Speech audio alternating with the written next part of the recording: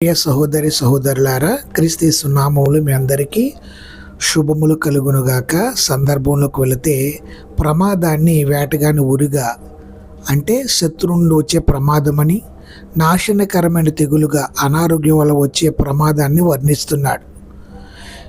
ఈ కీర్తన ఈ ప్రమాదం నుండి కాపుదల కాదు కానీ ప్రమాదములో కాపుదలకు మనకు వాగ్దానం చేస్తుంది. ప్రియులరా, దేవుని చిత్తం లేకుండా మనకి ఏమీ సంభవించదని ఈ కీర్తన మనకు నేర్పుతుంది. మనకి ఏం సంభవించినా చివరికి అది మన మేలుకే కలుగుతుంది. ఈ లోకంలో కానీ తర్వాత లోకంలో కానీ ఆ మేలు మనం చూస్తాం. దేవుని సొంత కుమారుడు కూడా ఈ ప్రమాదం నుండి తప్పించుకోలేదు ప్రియులారా. అందుకే దేవుణ్ణి ప్రేమించే వారికి, అనగా ఆయన సంకల్పం చొప్పున పిలవబడిన వారికి మేలు కలుగుటకే సమస్తము సమకూరు జరుగుచున్నదని మనం ఎరుగుదుము. ఆమేన్. దేవుడు మిమ్మల్ని మీ కుటుంబాలను దీవించునుగాక.